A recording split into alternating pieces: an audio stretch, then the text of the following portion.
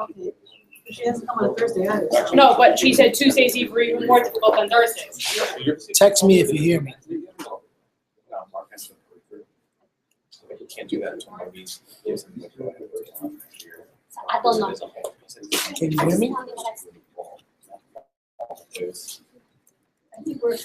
Can you hear me?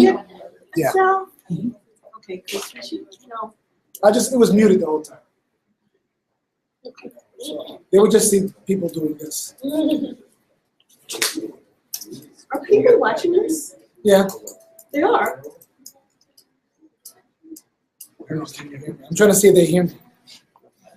Oh, you're texting people to see if they hear you? Well, I was talking first, but they weren't responding, so. Can you hear me? Hear and see, okay. Yes, hear and see, okay. Not everybody. Okay, now I have to be professional now, you know that, right? It was very weird for me to see you talking to an inanimate object. Which is funny because you don't see it, because I don't have the backward-facing camera.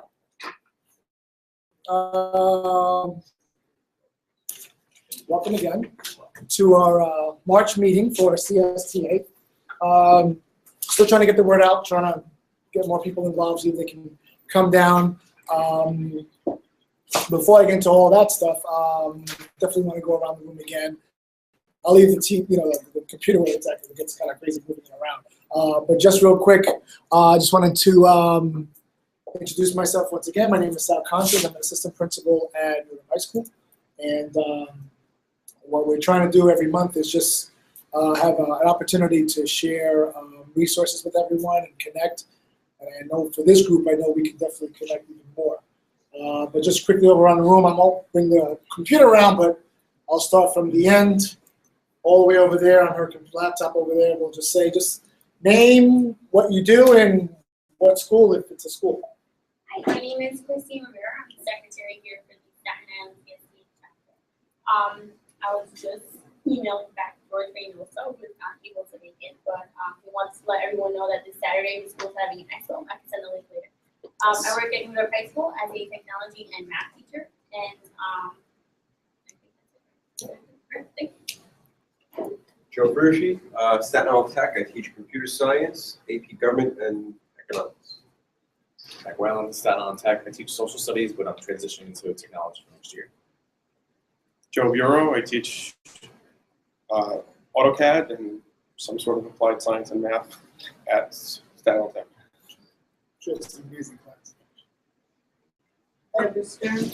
I'm at the College of Staten Island Department of Computer Science. Teach a variety of classes, including game development. Hi, I'm Rich Weir. I'm a senior for our high school. I teach computer science and chemistry. I'm Lee Pan, assistant principal of mathematics at New York High School. I'm teaching Google SketchUp. I'm Susan Niverman. I'm chairperson of the Computer Science Department at College of Staten Island, and I also teach a variety of courses, including artificial intelligence and computational thinking for teachers. Awesome. My name is Sandy Nevins. I'm the chairperson and director of technology of the science department at St. Peter's Boys High School. I teach computer science and advanced placement biology. I'm probably going to move the computer so they can see you and stuff because they don't want to see it. I think it's a puppet show or something like that. So I think what we're doing, and I always like to find out from everybody if we're focusing on the right road. And I think for us, the fun part is having someone show what we can actually do, with some technology. So I'll speak a little bit more later, but I don't want to waste any more time.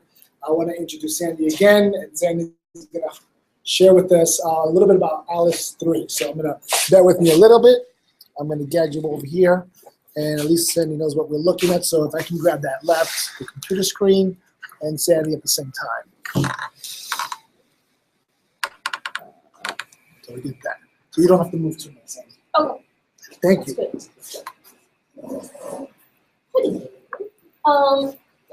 Where did Alice come from? This was originally the brainstorm of a gentleman named Randy Pouch. Randy Pouch was working originally at Carnegie Mellon. If you heard the last lecture series, he actually worked in a series of places. He was a Disney, big Disney thinker. he wound up working on NASA for one stunt. And if you actually watch the last lecture series, he kind of goes through his trials and tribulations and all of the things that he did, and it is fabulous. And he created Alice not because he wanted more people in computer science. His idea was to get more people interested in the thought process and thinking, and especially he wanted originally just to get girls, and then he then realized, hey, this actually works. He actually had a forum while he was still alive, where he would actually have whole classes in Alice, and he would ask them to present, and they got as far as literally getting up on stage and presenting in costume and with music and fanfare, the community to come and visit. They used to make like a whole big conference out of it. So it's actually quite nice. Alice in and of itself, well, there is two versions, actually there's three. There's 2.0, there is 2.2, and then there's 3. There are plenty of resources out there for Alice. The biggest one is alice.org. Alice is free, which is nice. You can still download 2.2 without any problems. It still works well hunky-dory. If you go to alice.org, you just go to downloads, and it will tell you, ask you what you want, and you basically can go get whatever you need. Technically, Alice license is basically an email to whoever runs this site and say, hi, I want to use the code, and they send you back a text file. And it opens up all of your resources, because some of the resources on the site are locked, but it allows you to use any resources that they are. And there's tons and tons of teaching resources. So if you have any questions about, I don't know how to implement this, or I don't know how to, there's plenty out there. So if you want, there's Oral Academy, which is basically where you can actually also get Alice if you wanted to go to java.com. And when you downloaded Oracle or download Java, it's actually there as well. So it'll download it as one big, nice, big, very big package. If you have a firewall issue in your school, take note of that. You may want to download it at home, throw it on a USB, and then install it that way. Sometimes it's a little faster. Also, they just got into this hour of code, and they started taking the two things together, and they decided to take Alice with Garfield. Alice does not stand for an acronym. Alice is literally Alice, from Alice in Wonderland.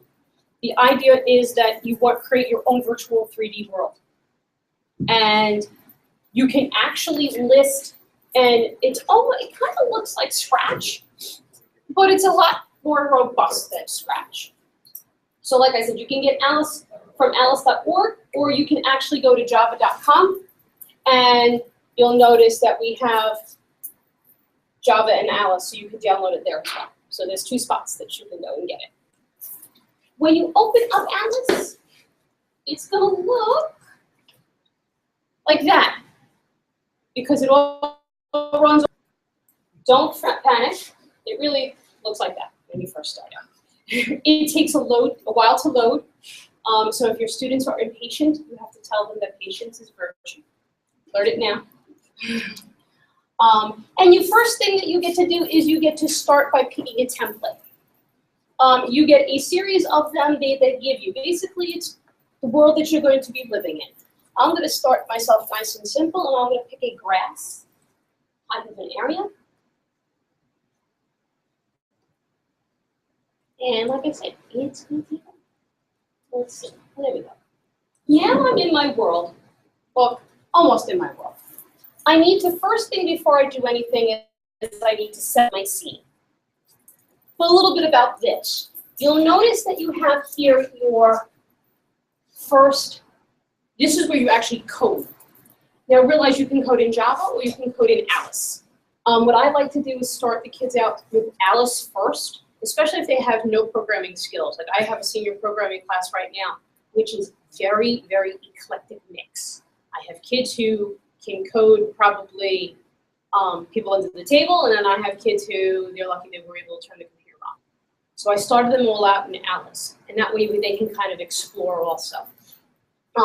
It's a function. It's just like we do in C++ or in Java, or because this is Java behind it actually.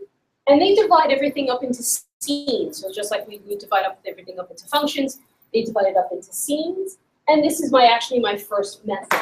Now, right now in my world, I do have one thing, which is a camera.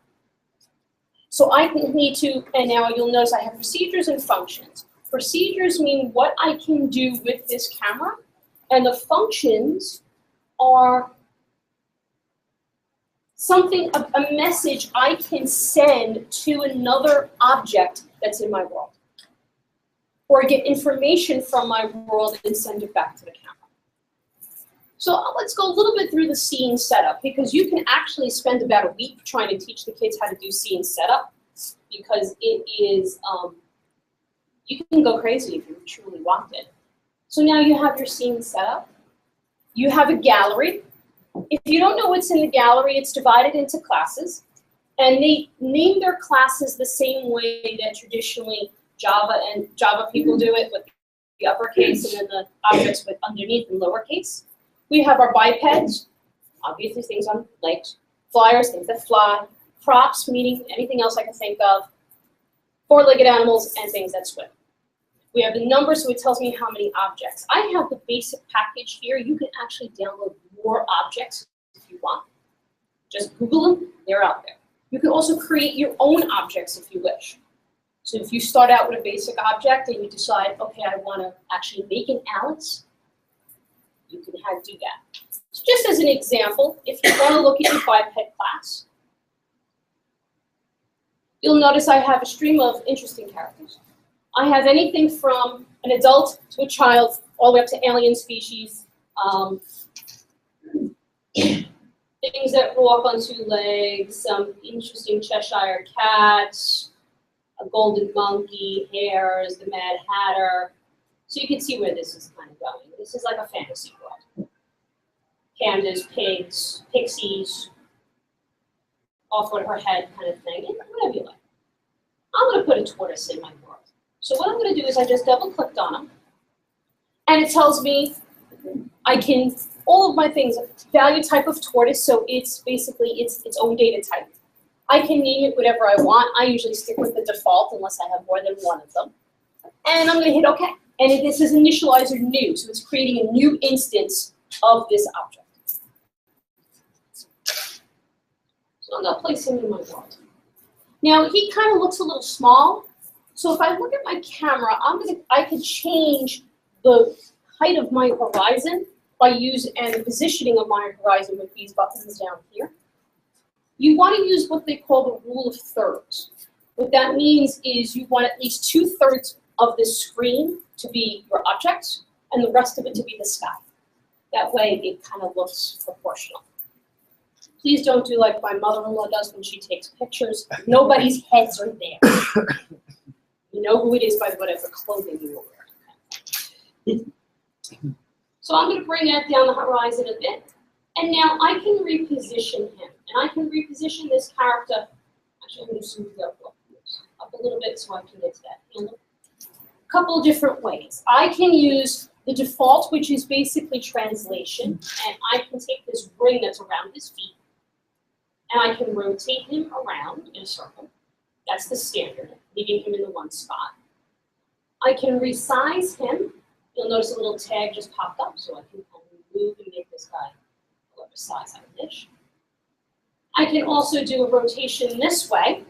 Now, rotation that way, I can actually turn him, yes, but I can also, if I needed to put him on an angle, I can stick him on an angle. So you're actually in a 360 degree world. You have an X, Y, and Z axis all at the same time. Also, I can do translation. So if I click on translation, I need to move him left, right, up, down. I can do that as well.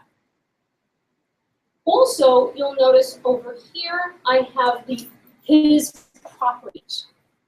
If I need to change anything, I can change it there. So if I don't want to play with the height thing, or if I want 5 of these guys and I don't want them to have the same height, I can just usually what I do is I just jot down one of the sizes, and then it automatically aspect ratios it, so I don't have to worry about memorizing all 3 numbers. I can just memorize the first one, and it just adjusts it appropriately. So Actually, what I want to do is I'm going to open up one of my projects. And it tells you that you haven't done anything. Here's my first one.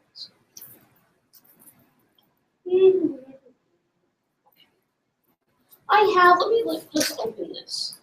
So you can see, I created an Alice, or my version of Alice, and I have the hair. Now, this Alice, if I decided I wanted to change her when she is technically a child, I get to pick her clothing, I get to pick what color hair she has, what color eyes she has, her skin tone, if she's fat or if she's skinny. I get to pick whatever I want for her. And same thing with the rabbit. If I want to change something, I can also change something as well. So this is all I really want in this one. Also realize if you're having a hard time positioning the object, because sometimes the kids have a problem with that, tell them to play with this view.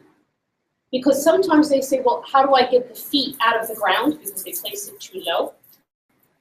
Tell them to use what's called the side view, or they can use the front view. You'll notice that there's a line that runs across. That's actually the top of the grass. So they can actually kind of adjust it the way that they want. And they can kind of, it gets a little bit of a perspective. I'm going to pick my starting camera here. Once you're done, you say, all right, I want some code. Code is rather simple. You have what are called these starter blocks on the bottom.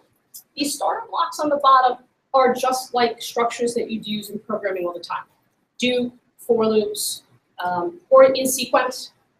So I'm going to do this group, the whole thing in order, but also I have this other group here that says it's going to get done together.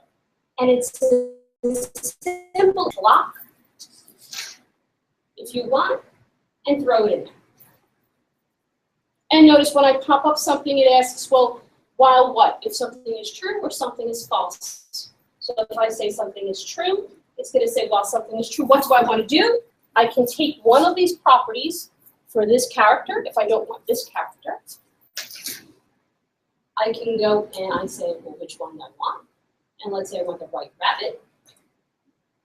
It's going to tell me all of the properties of this white rabbit, things I can do with this white rabbit.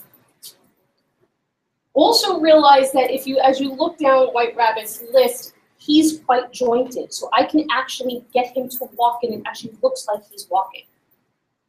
Please realize that when you do this, some of your students are going to want to do some very, very, very, very tricky moves. And I say to them, I want you to practice doing it, like an OK symbol, which I have.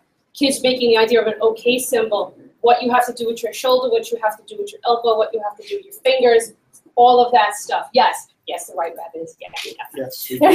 My boys seem to like that one. So if you do, it's easy as right-click on it and say delete. You can also disable it so that it's no longer part of your code, which is nice. So what I did was I did in order something as simple as I'm going to take Alice's head, and it's going to point to the camera, and I can add more detail. What detail can I add? Well, it all depends on the object. And I can say for how long her head will actually be turned.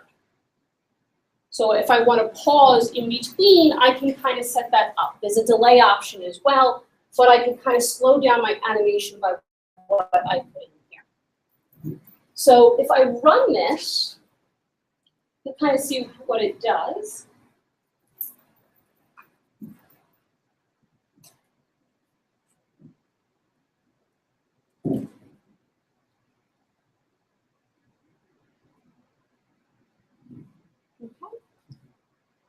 That's a lot of just using the say. I usually do this as something as simple as give me two characters, space them apart nice, let them turn at least one thing, point them someplace, orient them so that they'll have some interaction with each other as well as with the camera.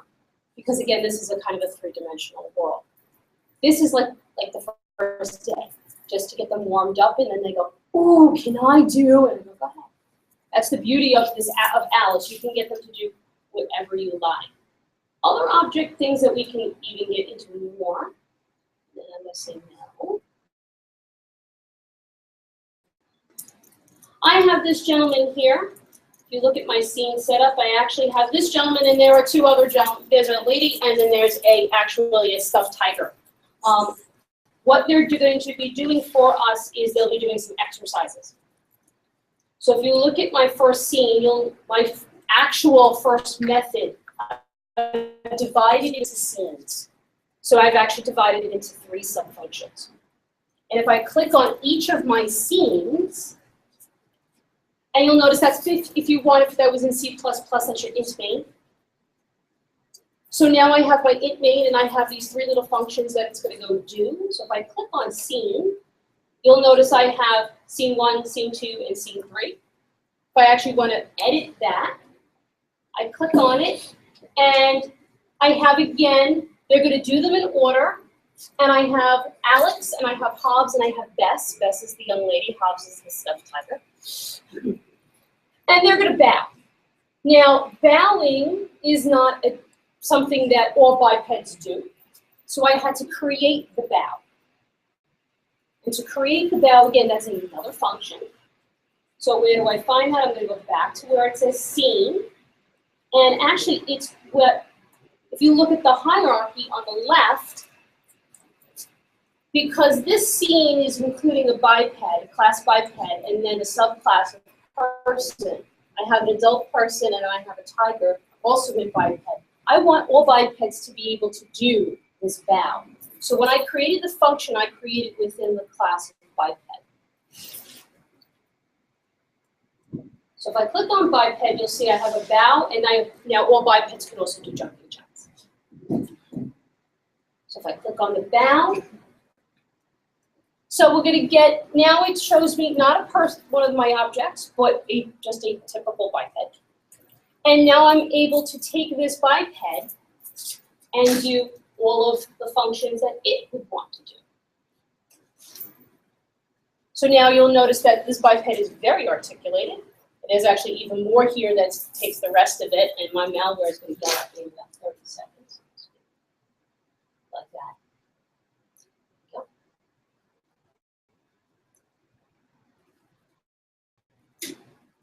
So those are all the joints on a typical biped.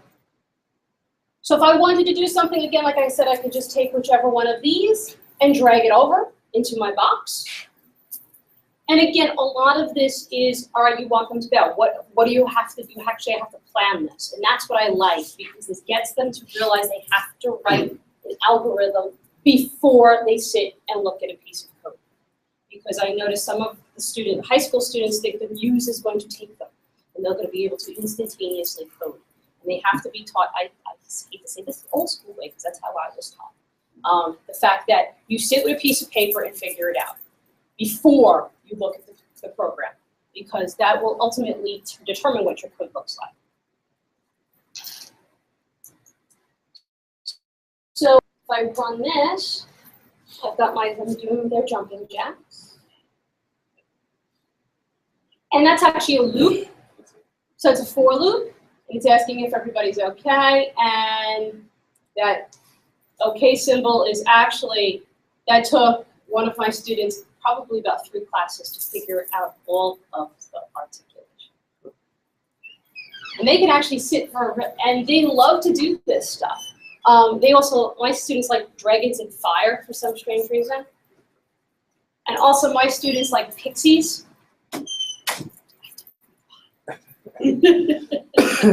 This is a boys' school, right? This is a boys' school, Okay. yes. Just checking. I don't know. So I have my pixies here. And the interesting thing is I can create an array of pixies. So if I want all of these pixies to have, and now here you go with talking about polymorphism and inheritance and stuff, if I want them all to have the same properties, which well they technically do because they're all the same object. But if I want them to be controlled under one big domain, I actually can, because I can make an array of pixies. By making an array of pixies, what I'm doing is basically saying on this one pixie is the master pixie, the queen pixie, and she's going to tell them what to do. So if I run this,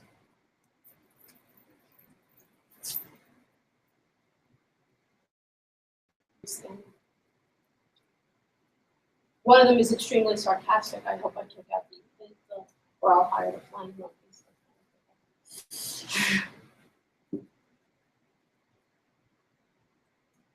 She's turning to each pixie.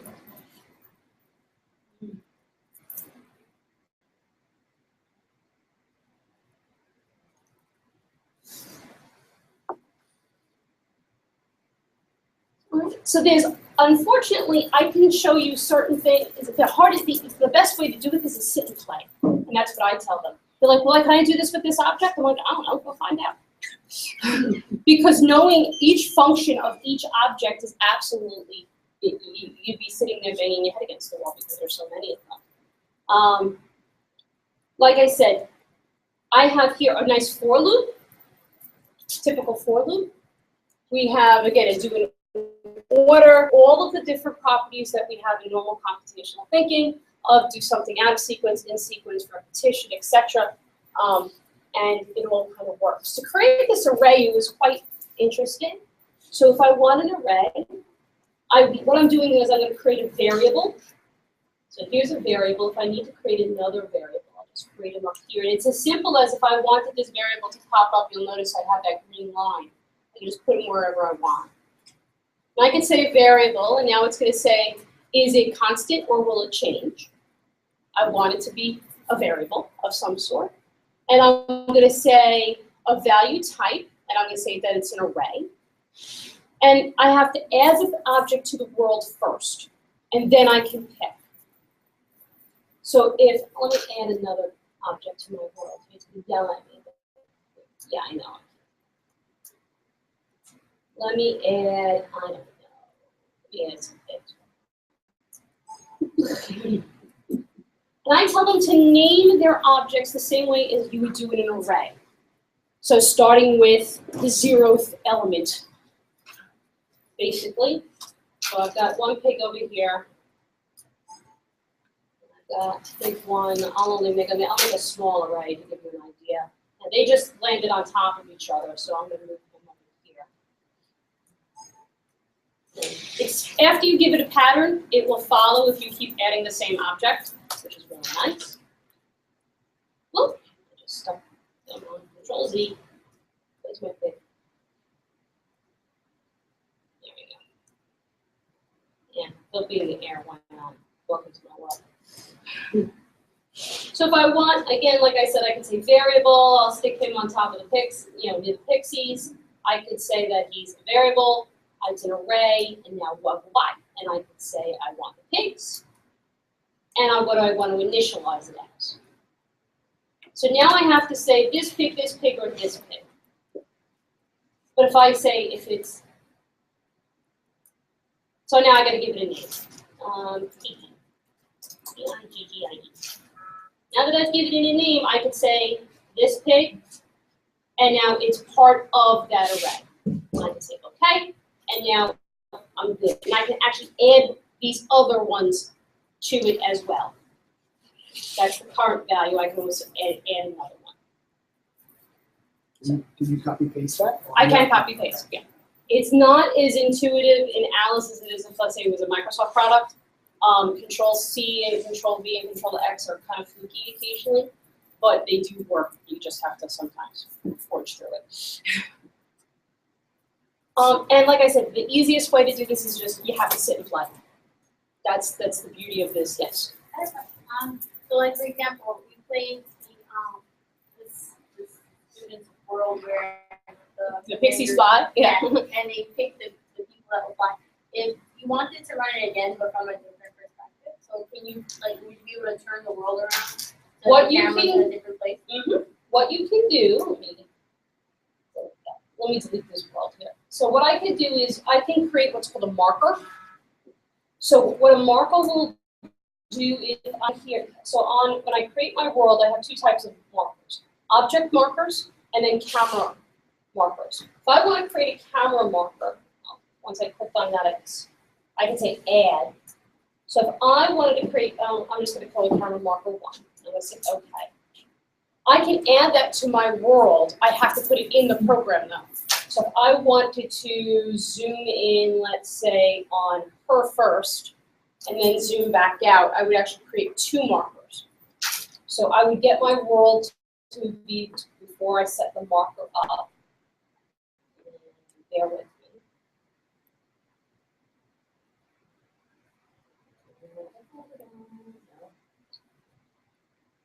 I'm still getting this too. Sometimes it's easier with the fingers.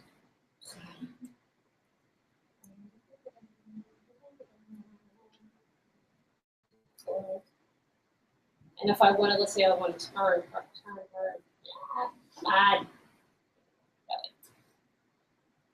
let's say that was my, I could say, okay, now I can set that up. And so then when I add the camera, I can now go back and edit my code. And then I can put in that camera marker.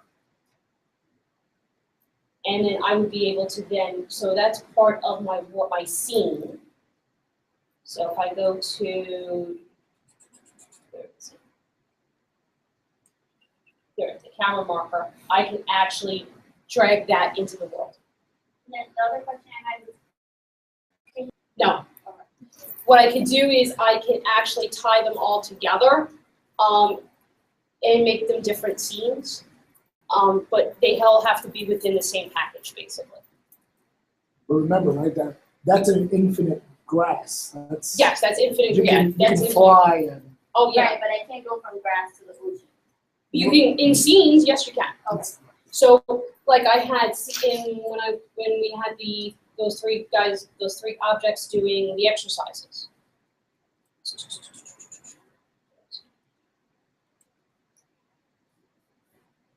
Do scene 1, do scene 2. You're actually setting up 3 separate scenes.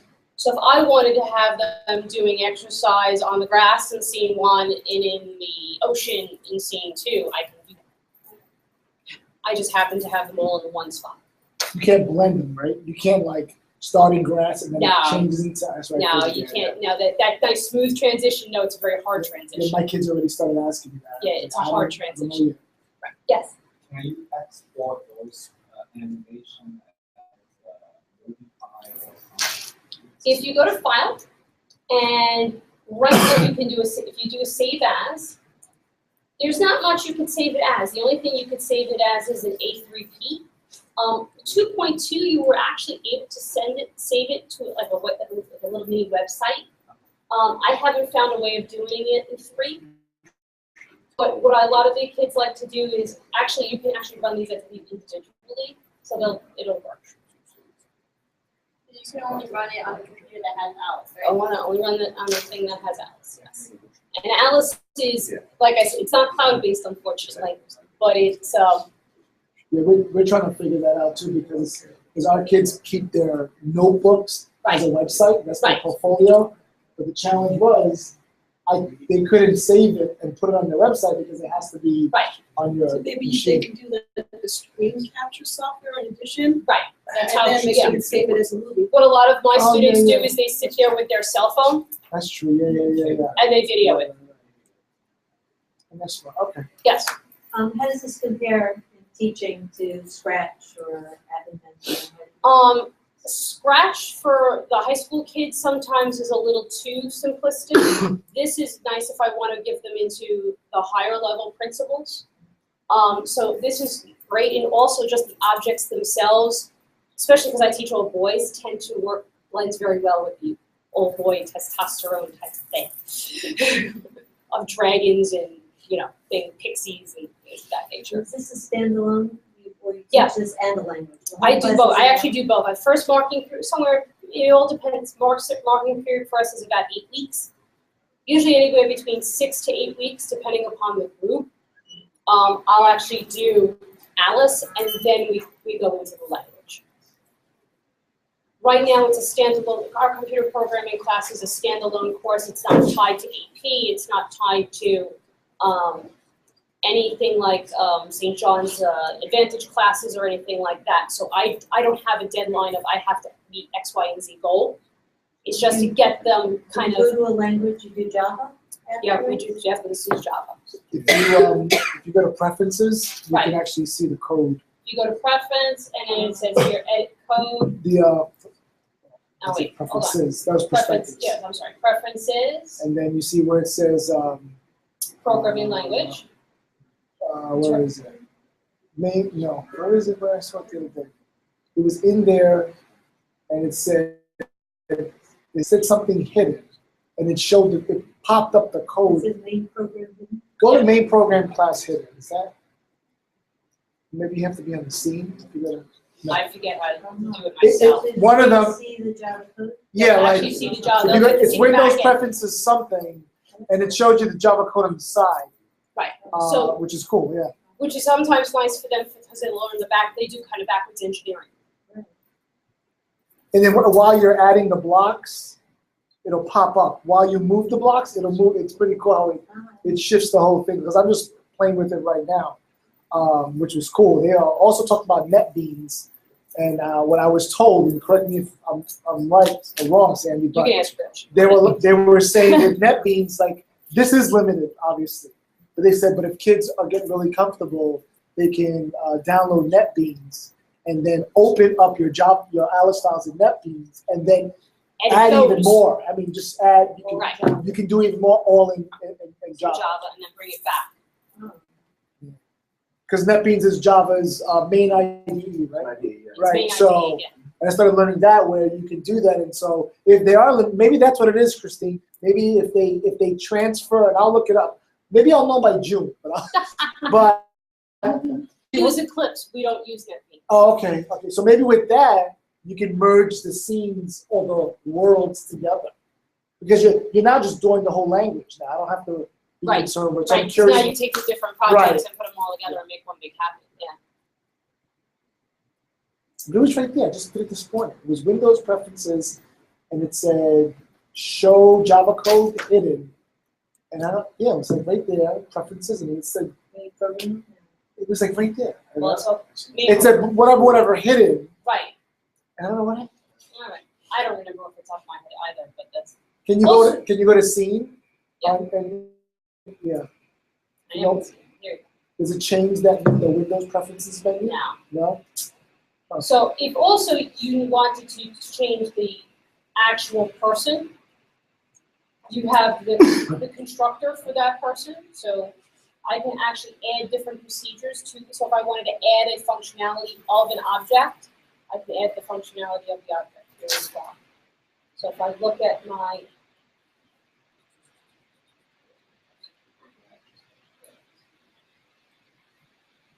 my constructor, I can actually add something to that constructor if I wanted, just not just the instantaneous pop-up of it. Not the actual person, No. but what the actions of that object Objects is. too, Okay. right, it's very, the esoteric, the higher, Gotcha, the higher. gotcha. Once I bring in that object, Right. if I want to change the object, I have to bring in that object I want. Right. But realize that this person, this object, is in the biped class. So if you want all bipeds to do it, you have to do whatever code you want to do Do in you biped. find, do you find that the kids are doing that? It all depends on what they Or want. what they want? Okay. Like one of my first scenes that I want them to do is get a pirate ship and have everybody walk the plank. So I'm wondering, am I? Well, if you want all of them to walk the plank, the question you have is what objects do they have walking the plank? If they have more than one biped object walking, then you want it to sit in the biped section. Gotcha. Whereas if you have, so you have quadrupeds and bipeds, then you want to put it in both. So if they don't have it, I can create it that they do. Okay. Gotcha. I have another question. When you create your own function, right? So like if you like it's about the delegate is created, can you export that into a new Alice file? You can copy and paste, yeah. So Yeah, there's yeah. always, you can always reuse the code. And also now that it's in this higher class, realize that, especially if it was in the biped, all of the bipeds get to use it. I could bring anybody into my world as long as he's a biped and they can bow. Yes. I have a more educational question. Do you require the kids to comment in the program? Oh, yes. Oh, yes, yes, yes, yes, yes. I told him actually to cut everything out because he had his name, their ID number. I said, just delete all that stuff. And comments are actually the same way that you do them in C++ or in Java. So if you look at the actual, let's go C1, you can actually just take a comment and you can just type. It's a line comment. You don't get a block comment, kind of an idea, but it's a line comment for them, yeah. Do you do that for your? Well, when I was teaching computer stuff, I did do. Oh, yeah. I'm teaching CAD now. Yeah, comments. And for what? For scenes, for objects, for actions, or For all. Oh, I was just teaching code and stuff. every time you're doing something, comment? Yeah. on what- okay. Very, very important because I can figure out what these guys are doing just by looking. So it's kind of self-documenting, but at the same time, I want to know what's going on inside of BAO. That way I know that they know what's going on also. And a lot of times if I don't see them because it's a holiday or it's, we have a break or something, I want to make sure that when they come back to it, I don't get the, Mrs. Nevins, where did I leave off? I don't know. It's the code share. Oh, yeah, and especially because they work in groups. I always tell them if an alien came down, able to read your code and understand what's going on. Or it should be read like a dime store novel, and they're looking like, what's a dime store? What program are you using? Just C++. You use C++. Okay. It also helps to see who understands it. Right, oh, yeah. Because the kids that are moving on their own to understand it, they can explain real fast what they're doing, and everybody else is like. Right. I always tell them if I got hit, think about it this way, if I worked, like when I worked in the real world, and I always say that academics is not the real world, but when I worked in the real world, you commented your code because if you ever, God forbid, something ever happened to you, or you wanted to go on vacation and not get called every 10 minutes, you made sure you documented your code. We actually, the book that we use, there are lots of different textbooks out there. We use the Joel Adams book by Pearson. There's tons of stuff out there. You just have to figure out what works best for your audience. I like this one because there are chapter summaries, there are questions in the back of each chapter. It's kind of clear, cut, and dry. And also they take one example and they literally work it through the entire book. So they goes from something simple and then all of a sudden it becomes very, very complex and they can get to see the evolution of it, which is nice because that's something in computational thinking that you have to think about. These nice small blocks and then how do I put all the puzzle pieces together? Any questions? That's it.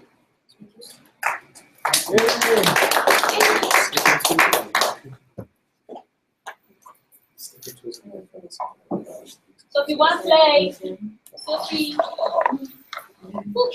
Oh, these are it?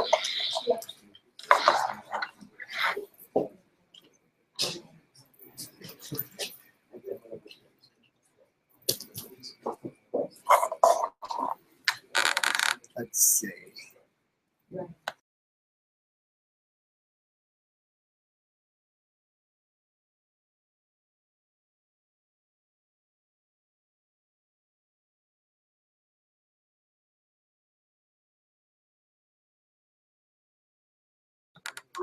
All right, so thank you, Cindy.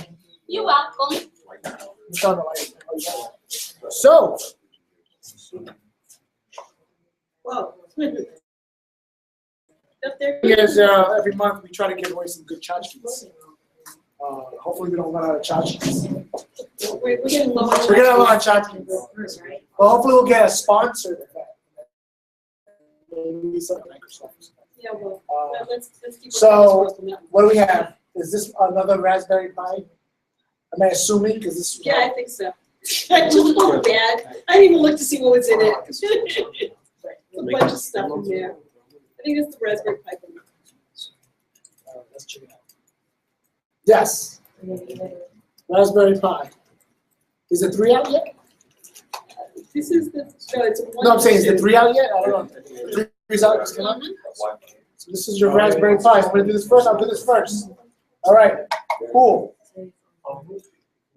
I solved the problem. Not that I know the number. All right.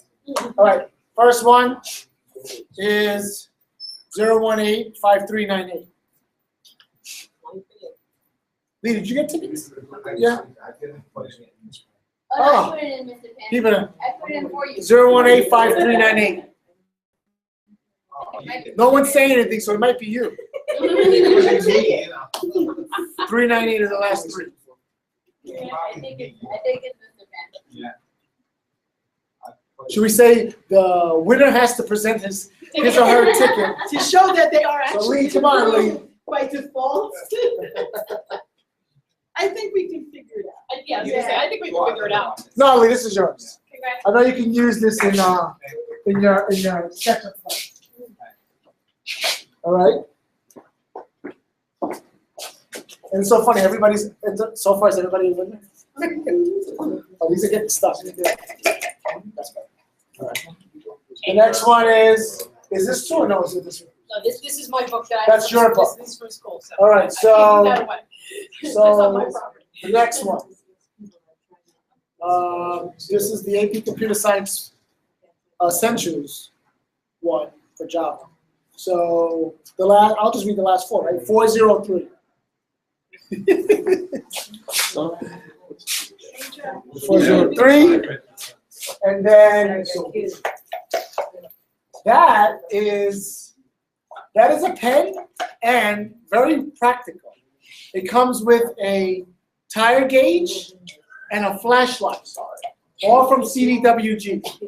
I saw it on his table and I was Just in like, case you have to read it. can I have that? He was like, It's sure. He wanted to give it to Twist. No, it's a push. I think you got the battery. So batteries, all right. Battery's not included. Batteries not included. 402. 3 months in a row. 402. So it's a really cool pen. Picture, right? Ty Gage from CDWG. David Andrade from CDWG. Thank you. Okay. He's a kid. He actually was in New York City's technology side. Next one. Where are they getting? Oh, I'm sorry. Is this the last one too? Yes? Yeah. A wireless touch keyboard. Really nice. $399. Okay, it's That's not. mine. That's yours? All right, So then we have to raffle off. all right, so, We raffle the other. so we'll raffle this one. All right. So we'll do, Thank you. again. And feeling fessed up because you preferred that to that. All right. 401. Hey. It was like the same, wasn't that in order? Thank you. All right.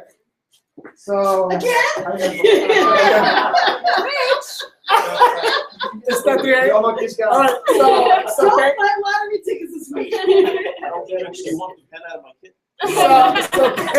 I thank everybody for coming.